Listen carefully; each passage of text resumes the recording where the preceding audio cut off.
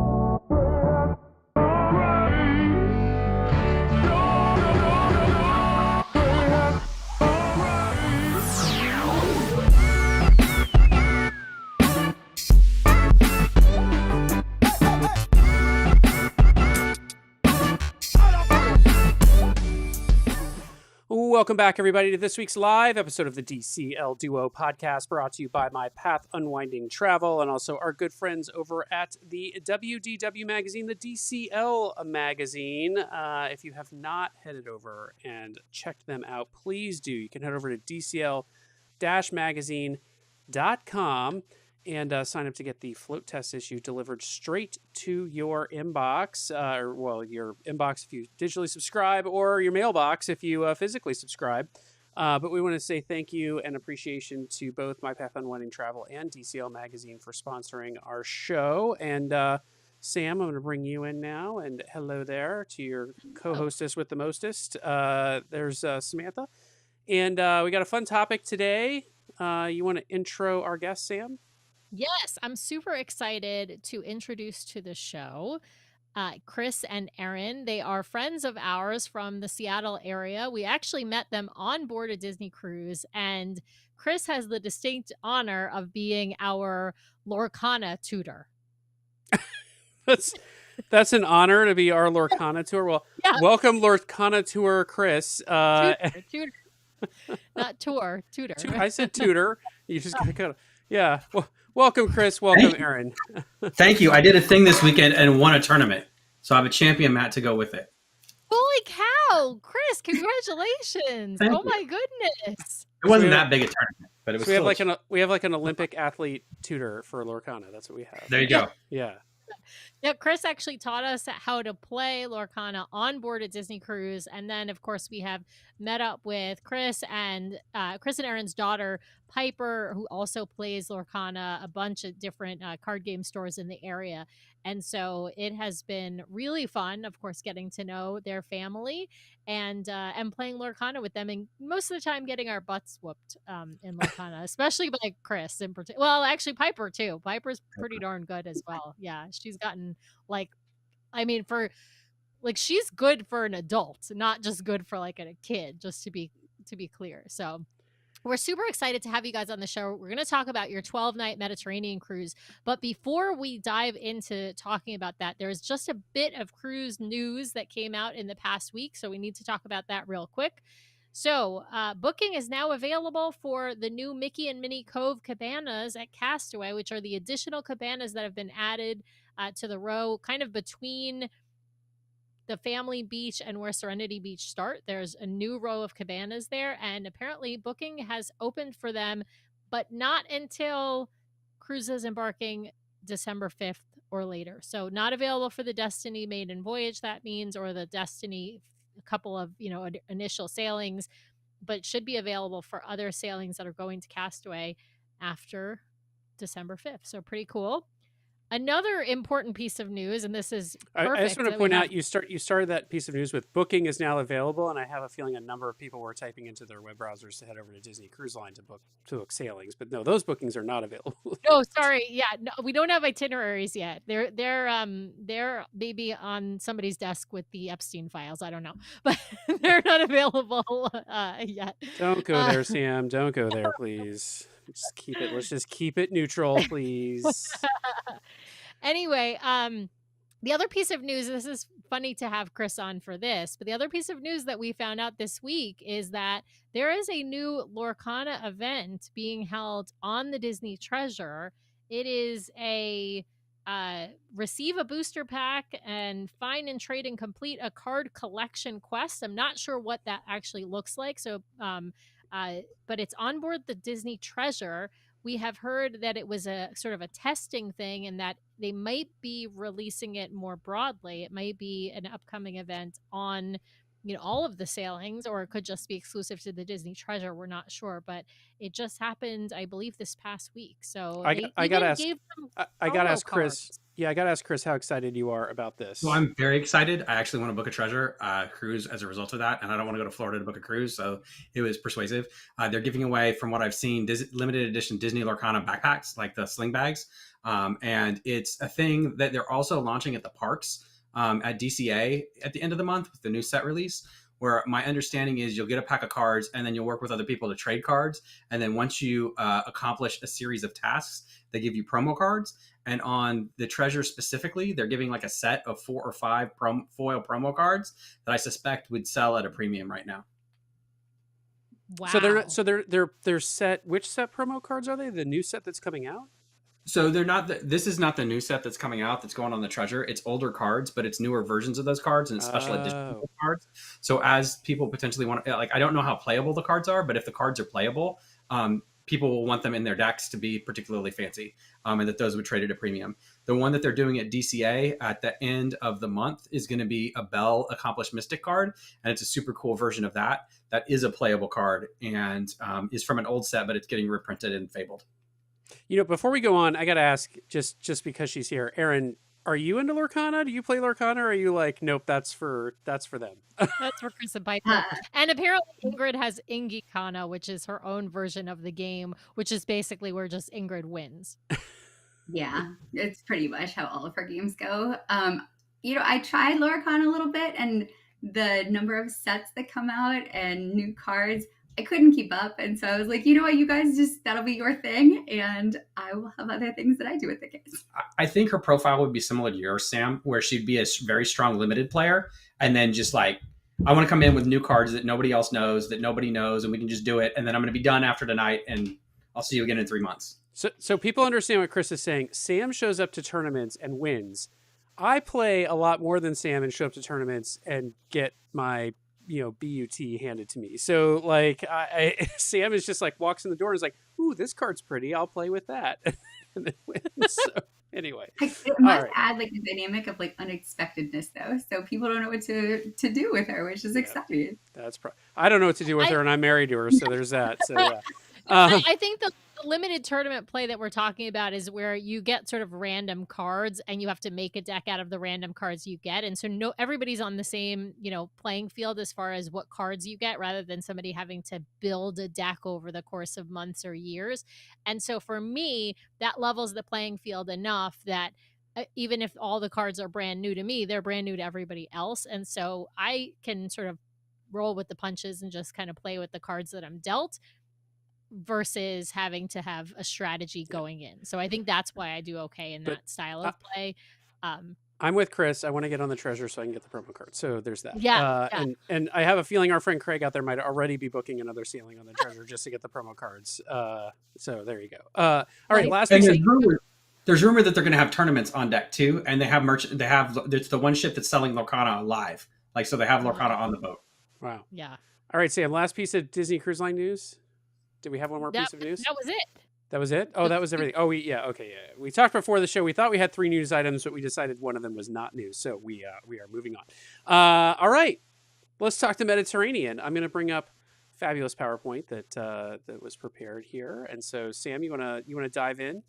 Yeah. First, let's start, you guys, with why you chose to do the 12-night Mediterranean and what your cruising background is with Disney. Obviously, we know that you have sailed before, but tell our audience where you have sailed before.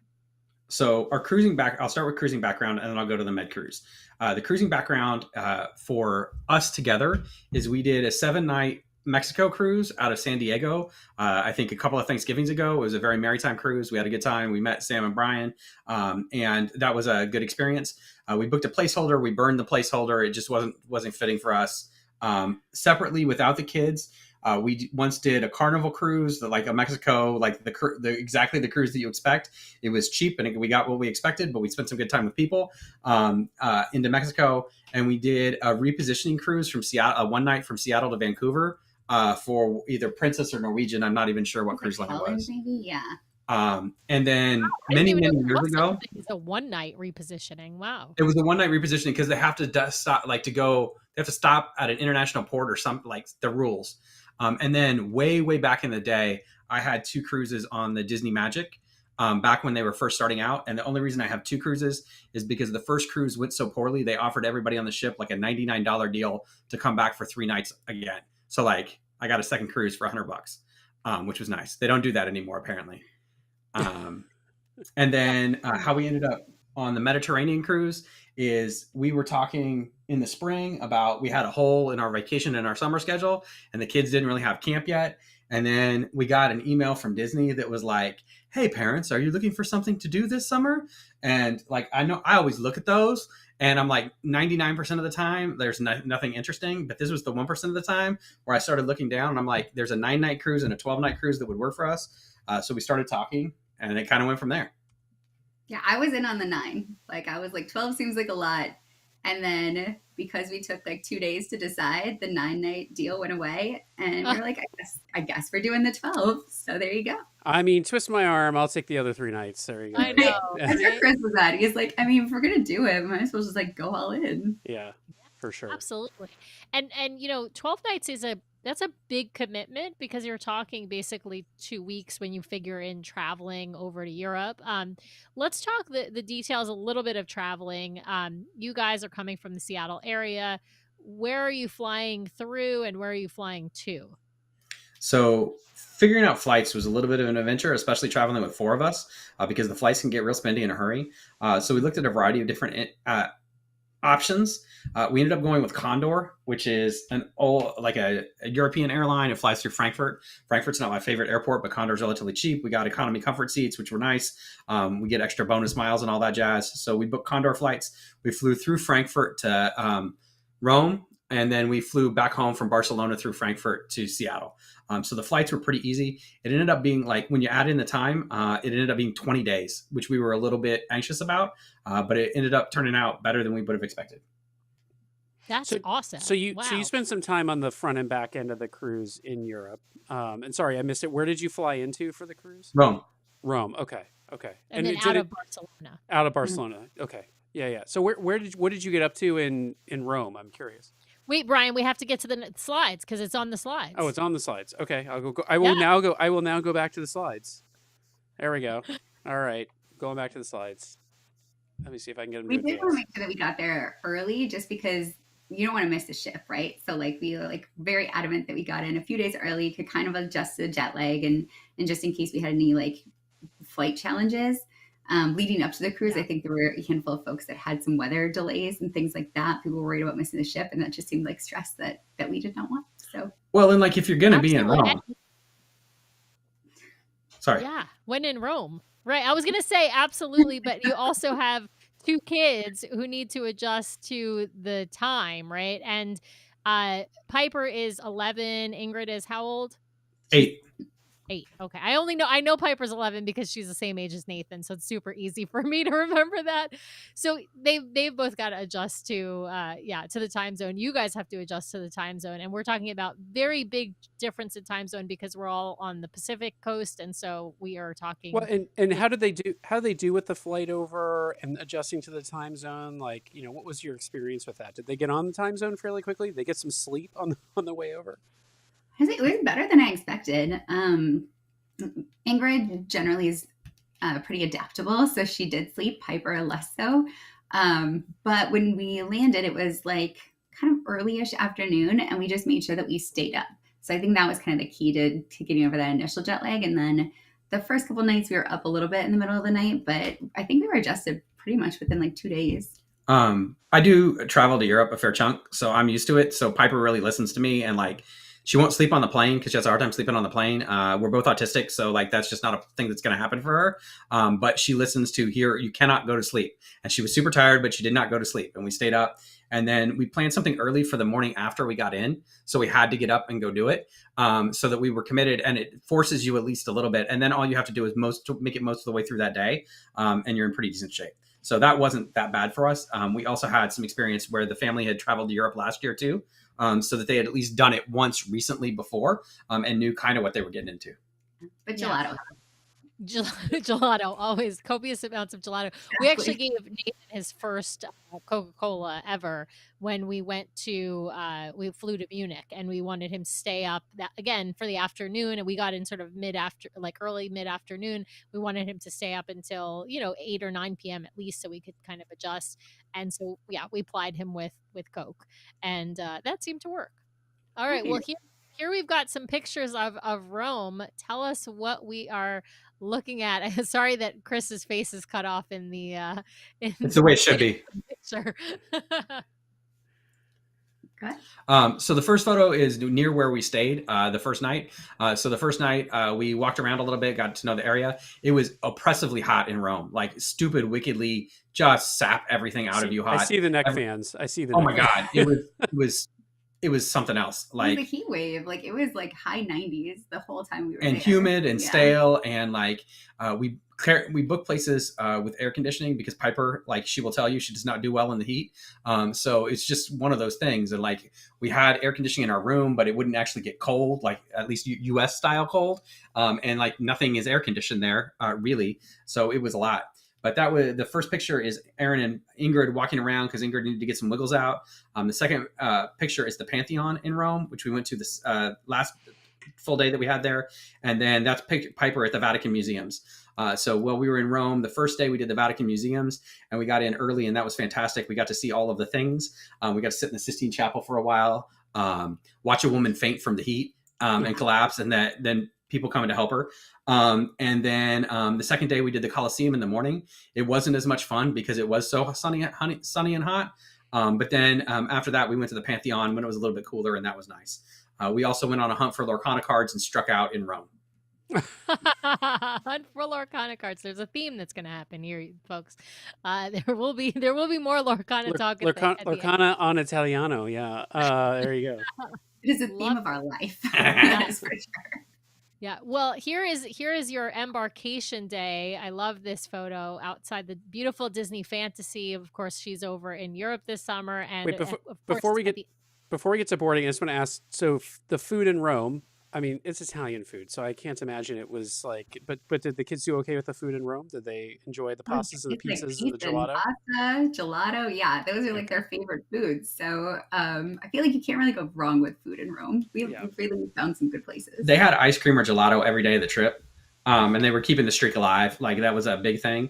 And the second night, we found like this awesome place that we almost went back to. That was just divine. Like it was just really good. It was not particularly fancy, but the pizza and the pasta were just spectacular. And you can get so much good food there. So they did real well in Italy. It was like super close to the Trevi Fountain too, which you would think the places that are closer to like the big tourist attractions are like, maybe not as good, touristy, trappy kind of thing. And it was a very small little like hole in the wall place that was playing amazing 90s music. And we just had delicious pizza and pasta. Nice. Love that. Well, here's the girls in front of the Disney Fantasy. As we know, the Disney Fantasy is going to be doing her dry dock at the end of the Europe season. So the end of, actually, I believe it's the beginning of October. It was originally supposed to be end of September. So she will be getting a little bit of a facelift. She'll be similar to what was done on the Dream from what we've heard.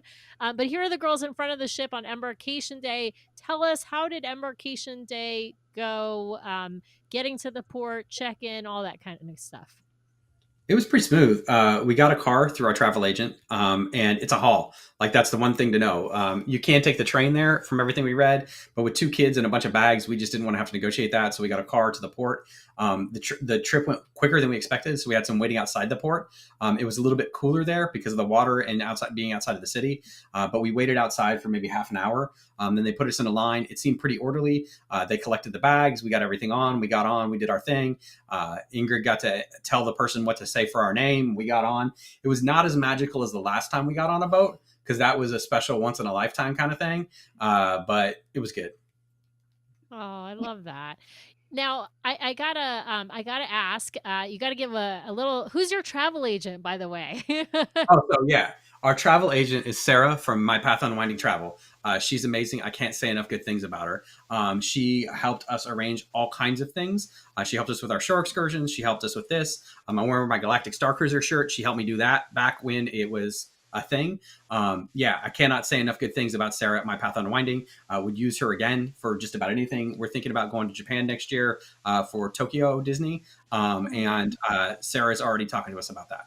And the reference to it was better boarding last time. Last time we were family of the day. So Yeah. like we had to prepare the kids for it. Like you will not be family of the day. We are going to come on with other people. You will not be the only people on the ship. They will not you will not have Mickey there. So like that for Ingrid, like that was her one experience with cruising and had to work her through that. Yeah, yeah. I remember when we met you guys on board, and actually, I think we realized that you were family of the day in the boarding area because that was we had been in contact with each other prior to the cruise. In fact, for those who don't know, there's a show in our back catalog that's called Questions from a Listener in the Back. And that's actually questions that Chris submitted to us in advance of the cruise that they took. This I guess it was a Mexico cruise, Baja cruise, that they took that we met them on. But that episode is all of Chris's questions. Chris wasn't on the show. He didn't want to be on the show at that point. He just wanted to send us questions and have us answer them. And we thought it would make for a great episode. And so that episode is still out there in our back catalog. All right. Well, let's talk We're gonna go I through want to say the Cossers family is posting that they also use Sarah from My Path there we go. Unwinding. So there you go. Sarah's getting double shout outs tonight. Sarah is phenomenal. Like the one thing, like I got My Path Unwinding because of y'all and everything, but like I sent a general email and then like I saw Sarah on the list and like her profile spoke to me and I emailed her and like I like to do things quickly and Sarah was back in touch with me in like 15 minutes and everything has just been like lickety split fast. Like she's been phenomenal and helped us with Oogie Boogie tickets when we were traveling because the Oogie Boogie tickets went on sale while we were gone, so she booked us. Oh, and she's in the chat. Yeah. Oh, there. Thank you all so much. Shout out Sarah to you, has entered the chat. Yeah, I love it. Yeah, Sarah is phenomenal. We had her on to talk about what was it, Icon of the Seas, a while back as well. And she is fantastic. And I would highly recommend. Of course, you can for anyone who is interested in using My Path Unwinding Travel, you can just email the general email. But if you, like Chris, want to look at the profiles of the different agents and find one that seems to speak to you and sort of maybe fits your interest or background, or there's something that in their profile that speaks to you, feel free to reach out to one of those individual agents. Just let them know that you heard about them from our show, and they can surely help you. You can certainly select your own agent that way. Otherwise, Karen will just try and match you up with whoever has availability and whoever seems to her to be a good fit. So either way is great. Hannah is saying start selling fan tickets, Sarah. Yeah. So and I will just put in the plug if you reach out, DCL Duo at mypathunwinding.com or mypathunwinding.com/DCL Duo. That way they know you came from the show. So yes, there you go. Now let's we're gonna jump into the ports here, and because the ports are obviously a big highlight. You had 7 different ports on this sailing. We're gonna go through them rather quickly, but we're gonna hit the ports first. Then we're gonna talk a little bit of highlights from the actual cruise. And then we'll talk about a little bit about your time in Barcelona, and then special spoiler: we are going to have the girls join us at the end to tell us some of their favorites. Erin, why don't you tell us what you guys got up to in Athens? And I want to highlight on this. I think pre-show you told us you booked your shore excursions through the My Path Unwinding shore excursions, not through Disney. And so I'm curious to know what that was like. But yes, let's start with Athens. Yeah, this was only one of two like organized tours that we did, and so we just figured it's going to be a short. We only have one day in Athens. Absolutely have to see the Acropolis. My older daughter Piper is a huge Greek mythology fan, and so we were like, "This, you don't want to overplan." So this was the one thing that we had to do. Turns out Ingrid not as much of a tour fan, so that was a good lesson learned for our first port, and then we adjusted from there. So we went to the Acropolis, and then what was the thing down below? Hephaestus Temple. Yeah, Hephaestus Temple. It was only a half day tour. It was 98 degrees or something. So, and there was like no shade up there. So that's why everyone had sun hats, neck fans. You can see Piper's expression on her face. She was excited to be there and hear the stories, but not excited to be in the sun. And Ingrid was just like passed out in a rock in this tiny little tree that provided the smallest amount of shade up near the Acropolis. The reason we went away from the Disney stuff is on our Mexico cruise, we had 3 port days and we booked stuff all 3 port days. And by the middle of the second one was really good. And then we booked that without Disney. That was the one we booked without Disney. We liked that one the best. But like, even like then we were like, we would rather just stay on the ship or rather do something small. And we got on the third one and we couldn't cancel it in time. And then like, we were just like, I would rather not be here right now. I've paid a lot of money to do the ship thing and I want to go out and walk around, but I don't necessarily need like a half a day where I ride a bus for an hour and then I do something that's kind of corny for a little bit. And I'm paying for the privilege of doing that too for 4 people. So we decided to scale that back substantially. And then the shore excursions, we looked at the difference between the My Path and Winding folks or the My Path and Winding affiliated folks and the Disney things. And the My Path and Winding was cheaper. It was similar providers. It was return to ship guarantees. It was all of the things. And I had Sarah. And like the combination of those things made that decision pretty easy for us. And all of them worked smoothly. And we were happy with it. Sarah can probably correct us in the chat, but I believe My Path and Winding uses shoreexcursions.com. That's it. Yeah. So if you're ever looking for a third-party provider instead of going through Disney, you can head there. You kind of enter your ship, your like embark date. It will pull up your itinerary, and then you can kind of click through and see all the different private excursion offerings. Did they like when you book these, Chris? I guess that if they're booking that way, they know when your ship is coming in, so the times are calibrated for that. Did they just meet you on the pier? Like, how did you meet up with them? It was all super smooth. Instead of going to the Walt Disney Theater, you just go and they give you instructions of meet this person here. And we got private transfers both times, so that like we just meet a person that has my name on it, and we go with them, and they take us places.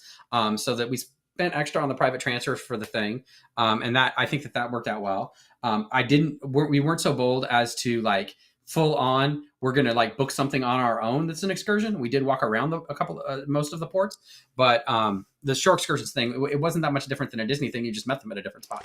How were the crowds? Because I wonder if the private providers are like, well, I know Disney goes here, so we're going to go here. Like, was it still pretty crowded at all the spots? Was the Acropolis, dude. It was person to person, like full body contact in tight areas. I don't think we sent you a photo of this, but there is one where it is just a sea of people. It looks like you are in a stadium, like on the floor, shoulder to shoulder with people. Like it was hard to move. I think one of the cool things about the private transfer was the woman who picked us up actually was like the most amazing guide, but she couldn't actually be a guide because apparently you need to go to school and like get a certification for that in Greece, which we didn't know. And that's why she sort of had to hand us off to this other tour provider who would then take us up through the Acropolis. But the transfer process was super smooth. They came to us basically like and met us. And so it was really easy to get paired up with them. Nice. There were like 4 Disney cruises though, because they all have like the same like name tags and like that you could tell by the like little paddle thing. But there was a lot of cruise ships, I think, in Athens that day, like 4. Yeah. And one thing that we learned too is the Disney photographers, if you see them while you're on an excursion and you're not on a Disney excursion, they can still take photos of you. So like if you developed any sort of relationship with that photographer at all, they will be happy to take photos of you while you're on your non-Disney excursion. That's awesome. That's really awesome. Because I have heard in Europe and in Alaska are the 2 places where sometimes Disney PhotoPass photographers are actually on the excursions, and so they may take pictures of you while you're on excursion. So that's great to know that even if you're not on a Disney organized excursion, if you see one of them, they'll still take your picture. Love that. Oh, as a slight spoiler, we took advantage of that. Yeah, yeah, I bet. Well, Oh, you I guys, know the number. I'm waiting. I'm just sitting on it until we get I toward the know. end of the show. Yeah. I want to. We're gonna tell this number at the end of the show, but there is a large number of photos that they got, and we're not talking about photos they took. Some of these are photos they took, but there is a large number of photos that they got, and they got that on. They paid for that unlimited photo package, and they got their money's worth on this 12-night cruise.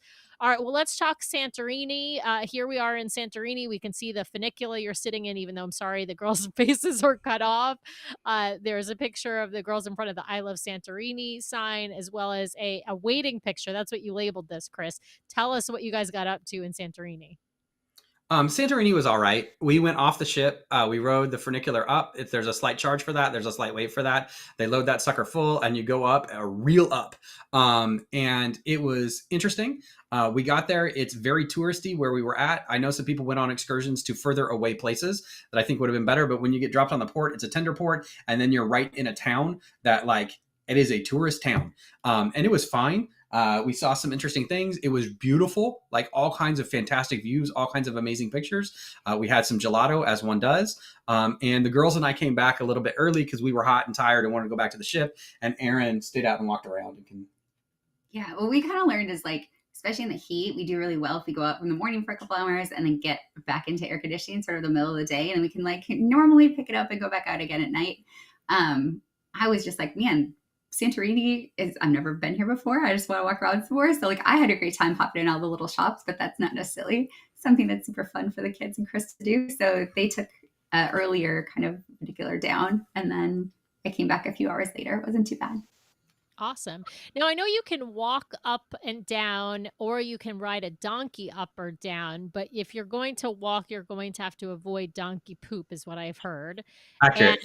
And you may have to wait for a funicular. Did you guys have any issues with getting a funicular, or you know? We were the only ship in port at that point, so we did not have to wait long. Like, you waited so that they could load it, but we didn't have to wait in a substantial line. In comparison to, like, the waiting that you can often get, this was not bad.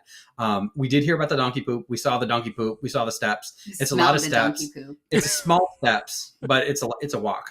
Yeah, it's so hot. But it stunk. Like, the closer you got to the steps, like, I don't think I could have been on those steps. And it was so hot too. Yeah, in the summer, like walking up even riding the donkey, even if you're not having to dodge the donkey poop, like, yeah, just in the summer heat with the smell. I'm not sure unless you live on a farm and are used to that. Exactly. Yeah. I'm not sure you could deal with that. Yeah. We heard horror stories about people having to wait hours to get back down. Yeah. And so we came back early knowing that. So I think I left Santorini by like 2. Back, I think ship time was like you had to board by 7 or something like that. So we're like, we don't want to push it because that sounds awful. I think my wait was 30 minutes. So did you spend any, like, extra time wandering around in Santorini after you got back to the ship, or was it just back on the ship? No, there's not really, like, it's either you go up on the funicular thing and there's a lot to do up there, or there's like maybe 3 stores at, like, the dock area. Okay. And then you just take sort of the tender boat back and forth. Is one of them Diamonds International? That's what it was. We did have a duty-free start, and I did go in there, although it was not nearly the ones at the airport.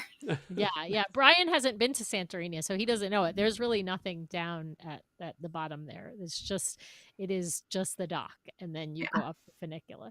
All right, here you are in, I don't know how to say this, Chania? I don't know how to say it. Chania. Okay. Chania. No C. No C. Hania, Sam. Hania. Oh, okay. Well, there are fish that are eating the skin off of your feet, Aaron, in this picture with Piper on the left.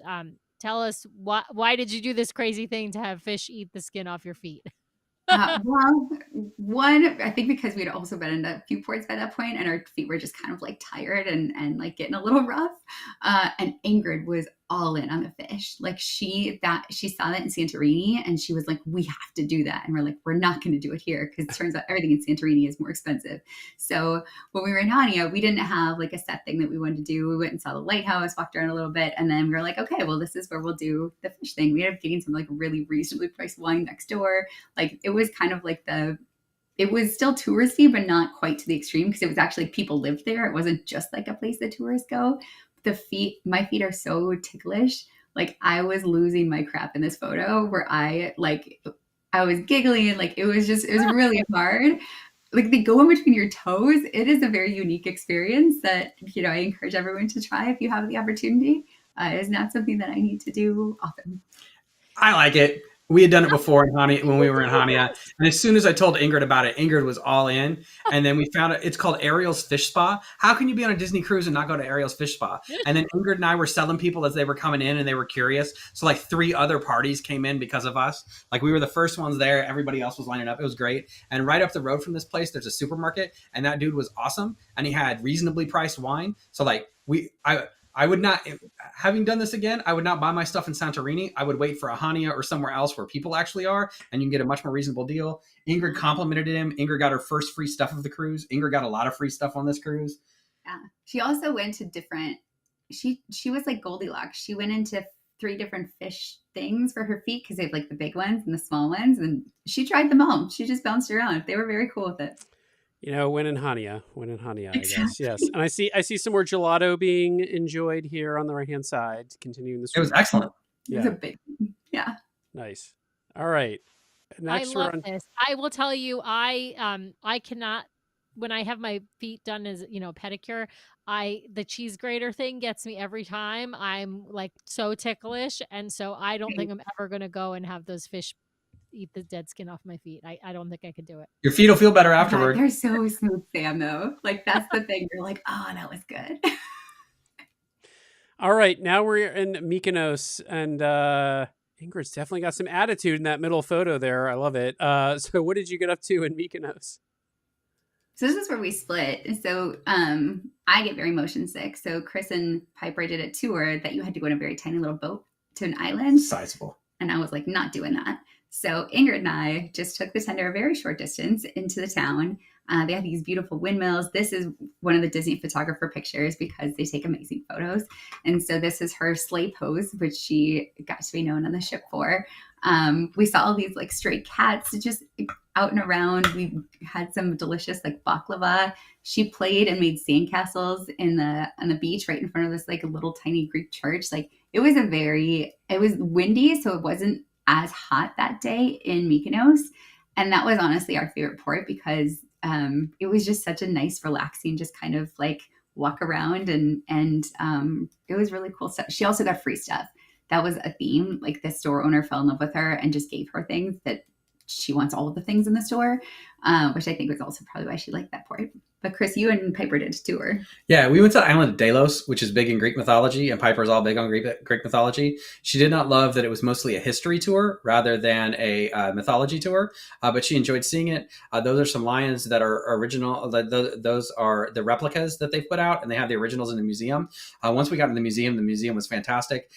If I were to go again and I'd done this tour, I would probably be willing to go and get the boat to Delos myself and then go hiking in Delos, just because I don't think it would be that hard. But I think I would want to do something like this first just to get my bearings. But like, I think if we were to go back on this, Piper and I would go to Delos and Piper and I would explore some of the stuff on Delos solo. And I think that would be more fun. But the first time getting the excursion was the right deal.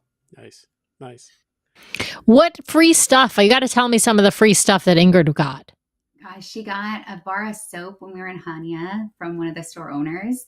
She got a little like owl toy in one of the gift shops in Mykonos. Cat. It was a cat. Yeah.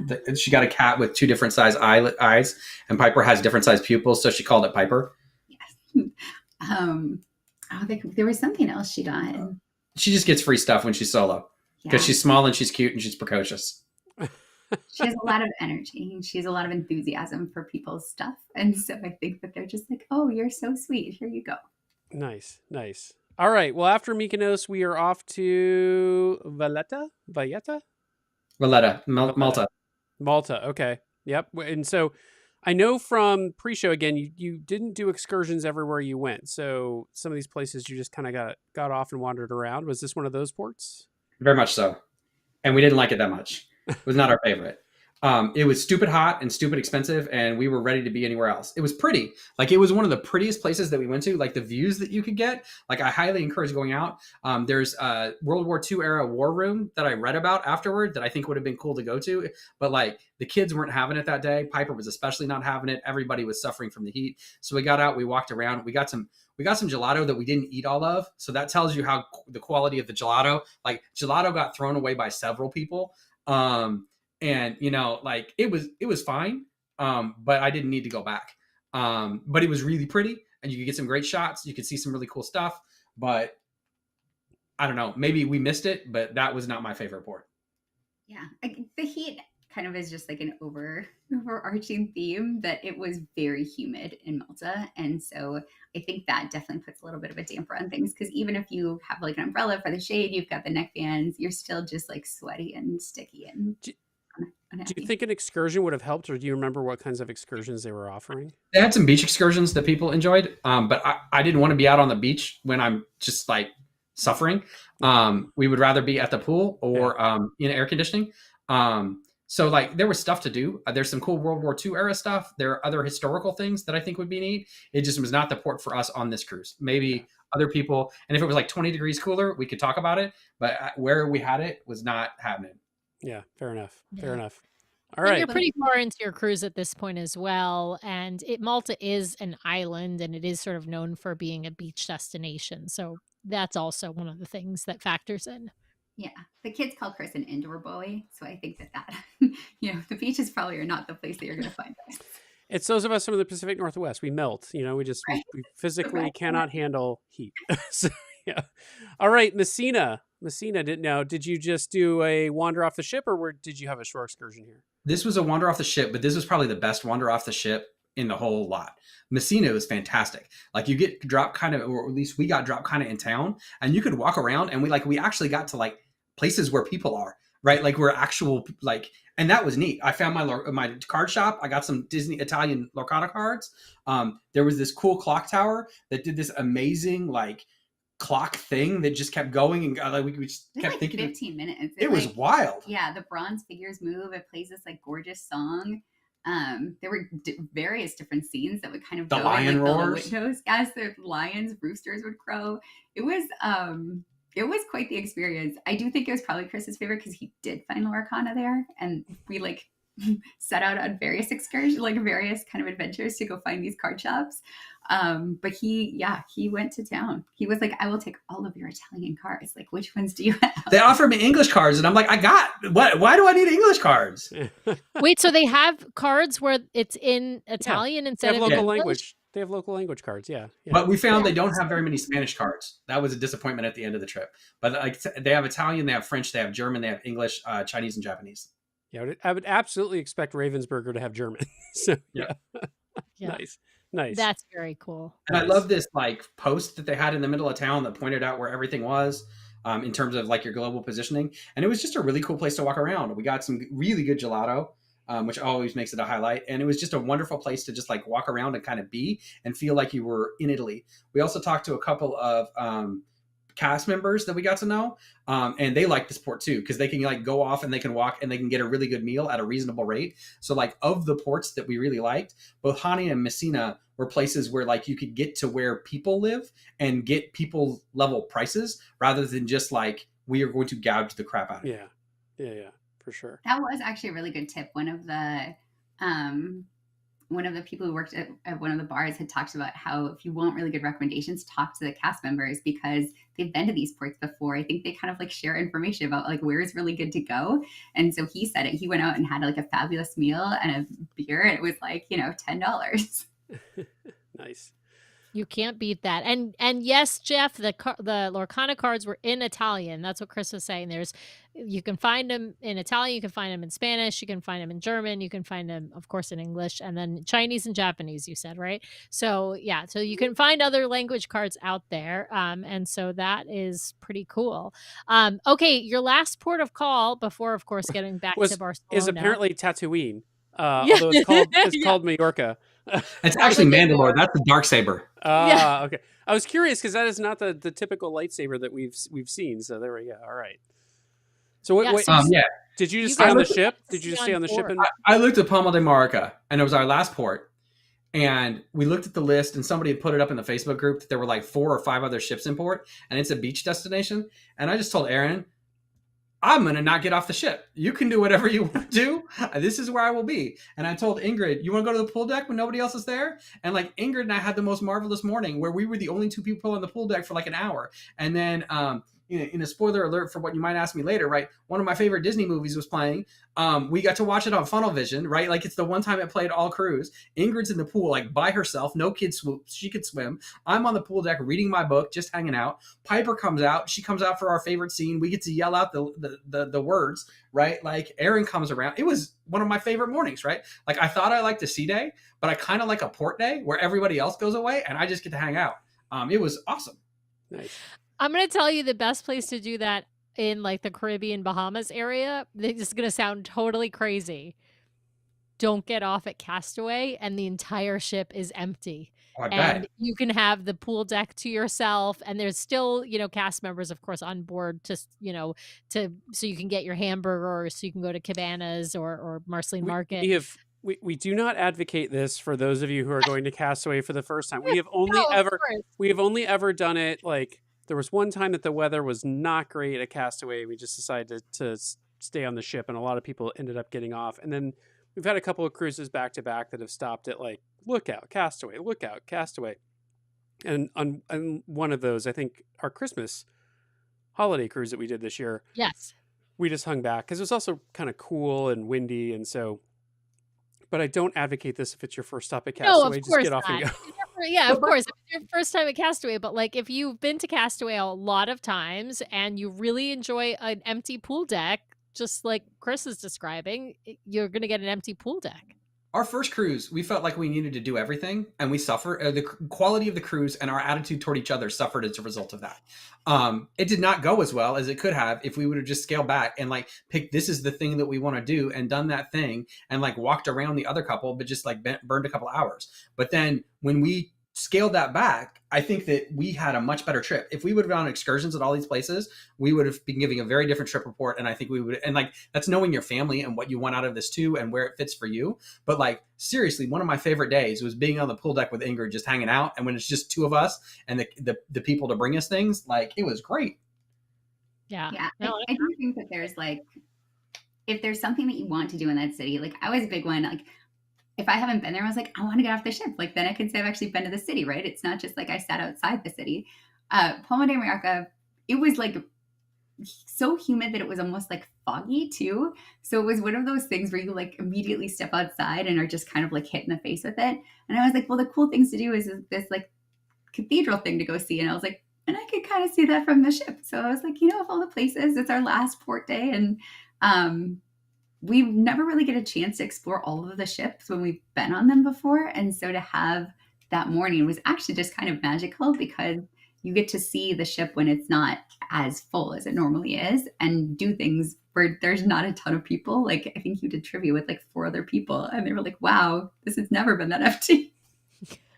And you have a better chance of winning trivia if there's only 4 people doing trivia. Speaking of that, let's move to the next slide, Brian, because there's some great pictures. The next couple of slides are on board stuff that they did. This first picture is kind of epic. On the left-hand side, for those who are not watching the video, there is a picture of Piper and Chris, and they've got Stitch has appeared. It's a magic shot. But right behind Piper and Chris is a helicopter from the Hellenic Air Force. And this happened while you guys were, I believe, at sea one day. There was a medical evacuation that, they sent a bucket down to grab a passenger. pulled him up and then took him obviously to shore for medical attention. What was like going on deck? Because I'm sure everybody's watching this, but also what kind of communication did you guys get from Disney about what was going on? There was a ton of notice. We got a notice that we were going to like divert to another area. This was on our second sea day, and we were on our way to Athens. And they told us that there'd been something, that something went on. I like to chat up people, so I chatted up some people, and like one dude is like, "This is only the second time it's ever happened," and like this, that, and the other, and finding out some more information. We never found out what actually happened, and we didn't try to really check it down. But like we were going to go to one port and get picked up, and then we went on an emergency. Like you could feel the engines like go from like, we're kind of moving along to we are moving now. We ended up getting close to Athens so that they could helicopter the person into Athens. So it must have been something serious. The photographer in this case was a guy that I had developed some back and forth with already and some banter. And he was supposed to be doing stitch magic shots. And I got up there and like everybody's on the pool deck, like getting around and like watching stuff. And I said, it'd be pretty cool to take a stitch magic shot. Who would be better to have a stitch magic shot than this? And he was like, no, I don't know if I can do that. And then like 20 minutes later, he's like, all right, let's do it. And he's like, I don't know if they'll make it for you, but we'll see. And then we were in the room one day and they pop it up, but that's when the helicopter's coming to the ship. Then they brought the person on the gurney off. They had all kinds of firefighters around. Like they had, then a person had to go up to go with the person on the gurney to be able to be at the hospital, so that they had a person in their family with them. It was a production, but we didn't lose any time. It was interesting. It was some free entertainment. The one place that you don't hear about this is we were having brunch in Palo, and we felt the ship pick up, and like we were going faster. And when we came back to the room, Piper had been hanging out in the room. And that's when we heard the first announcement. And I was like, what's going on? She's like, oh, you didn't know? There's a medical evacuation. Like, duh. It played everywhere in the ship, in the rooms and all the things. But I was like, oh, not in Palo, because that was a very protected space where you have no idea if there's stuff like this going on. But they cleared like the front half of the ship, basically, all the pool decks or all the chairs. I think they were thinking maybe the helicopter could land there. There's not enough space. And so, but they have these like, it was like the yellow team or the blue team or something. It was amazing to see everyone just suit up. They knew exactly what they had to do. There were crews everywhere to help them, the medical evacuation. So that, I mean, they also say to stay away from the deck. And then of course everyone goes up there because what else you of course. So it was a pretty unique experience, I would say. Well, yeah, we know from talking to Kevin that they don't typically land on the ships. Disney doesn't actually have a helipad where they can land, and they it's more dangerous. We learned. Sorry for those who don't know, Kevin is Coast Guard rescue swimmer, and we did a show with him a few months back, or maybe even a year back now, talking about his experience as a rescue swimmer. He was saying that it's actually less dangerous if they hoist up and down rather than trying to land on the deck of the moving ship. So that makes sense. Maybe from the wind then, because I do think that they probably could have blown some stuff around. Yeah. Oh yeah, the wind. They get winds from below and from above, and it can be those drafts of winds can really make it super super dangerous. Well, let's move on to this trivia picture in the middle. So is this the day from? Is this from the? No, this. No, Piper and I smoked about 20 people in Star Wars trivia. Oh. So Star Wars trivia, and that's so. Jared from South Africa took the first picture. This is Lily from Entertainment. She was phenomenal. I didn't get to see her as much as I would have liked, but everything I went to that she ran was fantastic. Ingrid, Piper was pissed. If you asked her about it, you'll trigger her. But Ingrid went around with her medal on, and Lily was going to give her a medal anyway because Ingrid is Ingrid, and she gets free things. But Piper would they would ask Ingrid, "What did you win your medal for?" And Piper's like, "She didn't win a medal. She didn't help at all." She's part of the team that won, so she gets a medal. She was coloring Stitch while Piper and I were answering questions. Yeah. Gotcha. I think this was on the Santorini day though, because you guys were doing trivia and I came in late to it. So I rolled in with 2 questions left and also got a medal. Right time. I love it. Now, is this picture from a drink tasting, or is this picture from the oh my God, I'm forgetting the name of the bar. Skyline. Skyline. Thank you. Well, it's a drink tasting in Skyline. So yeah, that is accurate. Yeah. Well done. You know your drink tastings. Yeah. I know tiny glass, and I recognize the background. So there you go. Just call me Sherlock Holmes. There you go. Yeah, I think this was a tequila tasting that we did. And then this was a beet tequila, or a beet kind of mixed drink, beet margarita. Something. I don't know. But it looked like delicious. Blood, and I thought it was funny. And so I was like, get this photo of me looking like I'm drinking a glass full of blood. That was really good. Yeah.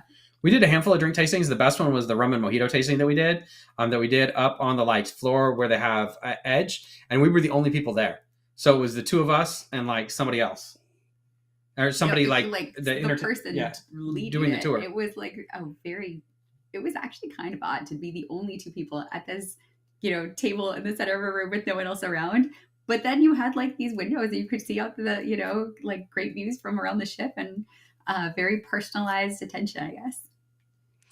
All right. Well, I that. see Piper enjoying Sam's favorite, the black truffle persets. Oh yeah, truffle persets, absolutely. Yeah. So she hates mushrooms. She will never eat mushrooms. And then I told her that we finally got her. This was a wonderful chance to get her to try some adult food. She started out on the kids menu, but we got to the point of like, you can order it. You don't have to eat it, but you have to try it. So we got to the habit of every night she would order something off the adult menu, and she would decide whether or not she liked it. And she could either pass on it or have some more of it. And she only got the black truffle persets because I told them they were Sam's favorites. And because of the Lorcana and all the time she spent with you, she's like, I will try it.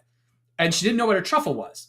And then after she ate all of them, and she's like, that was so good. I'm like, do you know what truffle's a mushroom? And she's like, I'm like, you like mushrooms. And she had some positive feelings about that. And I believe that's actually the porcini one rather than the truffle one. Oh, the porcini sachets. Yes. Yeah. So the next to last night, we had a couple of our favorite dishes. Piper got those. And then I got I'm a vegetarian, and I got a tofu that was like sesame crusted. That was fantastic. And we talked to our server, and we asked if we could get him the next night. And so she brought Piper 2 the next night, and she brought me my tofu, and it was great. Nice. I love that. And now Ingrid is here in the middle doing her sleigh pose with one of the photographers on board. Is this the photographer that you were talking about a different photographer on deck, but I'm guessing that she made friends with like all the photographers on board. Yes.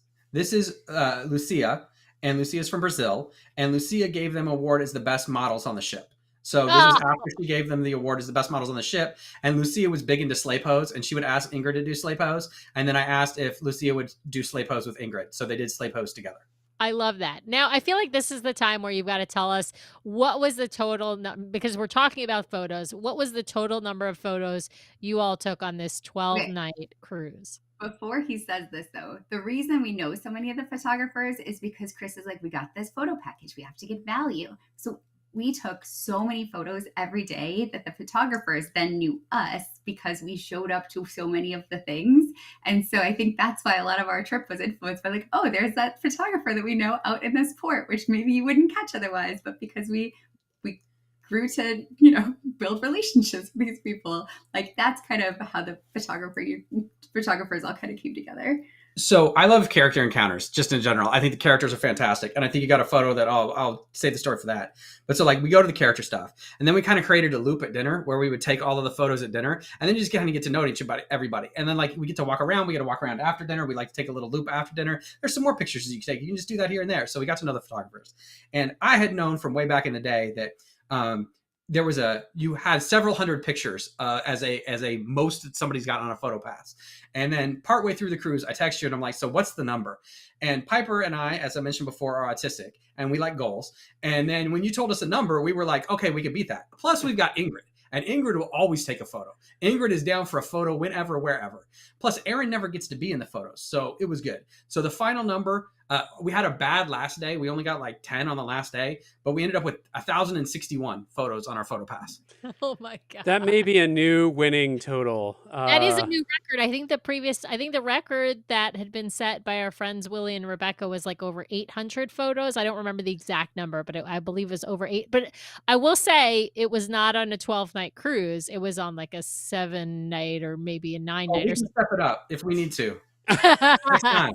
We're not doing a per night record. We're just doing a total record. So you guys now hold the record, at least on our podcast, for how many photos a guest has taken on board. Of course, we've got a pirate night photo here. Did they do fireworks? I know they did pirate night, but I don't know if they did fireworks. No. Oh, no. Okay. You can't do fireworks on like the European cruises. And maybe it was just the area that we were in, but fireworks were not allowed very explicitly. Yeah. Now, you mentioned you love character meets. Here we've got a couple of pictures of meeting Daisy. I love that Daisy's in 2 different outfits. That's one thing to note about particularly longer cruises. I don't think I've ever seen her in this princess outfit before.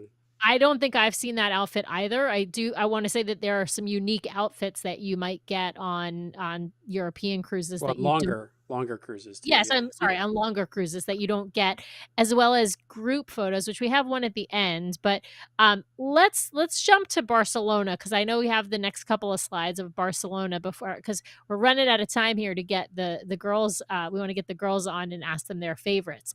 Here we have, this is you went to a Lorcana, not just shop, but actually like a We played. meetup. Yeah. Before we went, I emailed some stores and I found this one store and they were fantastic. It's one of the best league nights I've been to. They were so welcoming. They played in English for us. They all spoke great. There was a guy there. He and his wife were playing and they're about to have a kid. And he was like, "How do I get my kid to do this? How do I grow them into this? It's my goal." So they were all awesome to Piper. We had a super blast. And the cards on the right, Daisy signed them. The Daisy in the pictures before. I like character meet and greets. The Daisy on that ship, or the Daisies on that ship, the friends of Daisy, we wrote a special note for them. They were phenomenal. Perhaps the best character I have ever encountered. It was fantastic. The characters were all good. That Daisy was special. And she signed the cards. That's amazing. She signed the cards and she signed them love too. So like we got some extra time. We got to bring one home back to a friend. Like it was great. She took the extra time. It was great. And like on the rest of the cruise, she would look at us and she'd just be like, such good communication. She'd see you and she'd send you love messages. Oh yeah. Oh, it was great. I love that. All right. We've got a couple more. Hi, girls. We got a couple more slides. Dad's going to just go through these last two slides with us as you guys sit and wait, and then we're going to ask you your favorites. So here you are in Barcelona, going to see all the Gaudi stuff, basically, right? Yeah. There's a house on the street that we were staying in that has these chains at the end. That was an installation. It's not Gaudi, but feels it in a particular sort of way. There was an interactive art thing that Ingrid loved afterward. We stayed a couple times. And the last picture is La Sagrada Familia. Aaron likes the Gaudi stuff. So we did Park Güell. We did all the other things. And it was a really, really great experience to see all of it. And you can see she likes pictures. Oh wait, one more, Brian. I know. I went back. I went too far. There we go. There we go. All right. So the first one is a Catalan Music Museum, which we had time before we could get into our hotel. So if you do have time to kill in Barcelona, that was a fantastic place to go. It was air conditioned. It was cool. It was gorgeous. And there was a guy playing this 3600 pipe organ, and we could listen to him just do his thing. So we could just sit down in the cool, listen to this guy play this pipe organ while we needed to kill time anyway. It was phenomenal. The two on the right are Park Güell, which was beautiful, and we had a good time. And then I like obelisks. And like I got to tell Piper, the one thing that will make her smile is when you say "les obelisques," because that's obelisk in French. And for whatever reason, I like to find obelisks, and it makes Piper laugh. So that's good. Nice. I love it. I love it. Okay, now we're going, as we see, there's a couple of character photos. Well, there's a magic shot here that's a special Avengers one for the new movie. And then, of course, we got this picture on the right, which is you guys with all of the Fab Five, plus Daisy, plus Chip and Dale. This is one of those iconic things that they tend to do on these longer sailings, which is you can get a family photo with all of these characters. Well, here it's, what is it, 8 of the 8 characters all at once. So fantastic. Let's jump in and talk about favorites with the kids at this point. And I'm going to ask you guys, it's going to be a shortened rapid fire since we're live, but I got to start with, who is your favorite Disney character? We're going to start with Piper for this one. Piper, who's your favorite Disney character? Daisy, easily. Awesome. And what about you, Ingrid? My favorite Disney character is Pluto and Sully. Oh, Pluto Pluto and and Sully. Sully. I Nice. love it. All right, Chris, who's yours? Tech from Star Wars or Rhino from Bolt. Oh, love those. Those are great. What about you, Erin? Who's your favorite character? I like Goofy a lot. I also do like Pluto too. This Pluto had a lot of energy too. He would jump very high and have kind of jumping contests with the girls. I love it. All right, favorite movie. We're gonna start with Ingrid for this one. Ingrid, what's your favorite Disney movie? Does Hocus Pocus count? Yes. Sure, counts. I love Hocus it. Pocus and Zombies for one of the vampires. Oh, love that. Awesome. Yeah, Everybody we loves really those zombies watched movies. a lot. Yeah. All right, Piper, what's your favorite movie? I think yours is the same as Dad's. Am I right?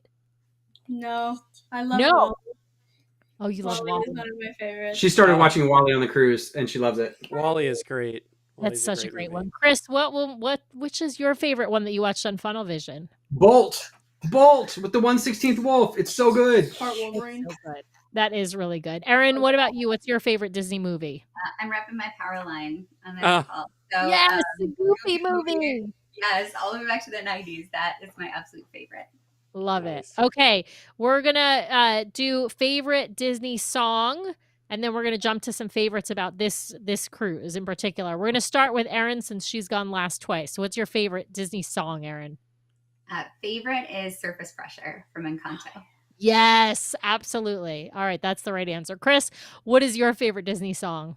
I like It's Wondrous from the fireworks at Disneyland. Oh, that's a good one. All right, Ingrid, what's your favorite Disney song? My favorite Disney song is Don't Mess With Us from Zombies for Dawn of the Vampires. This is what it sounds like. Nope. Oh, that's not Disney. That is Disney. That's Disney. That's That is Netflix. Disney. Good job. Yeah. Excellent. Excellent work. All right, Piper, what is your favorite Disney song? Is that from K-pop? Yes, it is. Okay. I don't really like Disney songs besides like the Descendants and Zombies.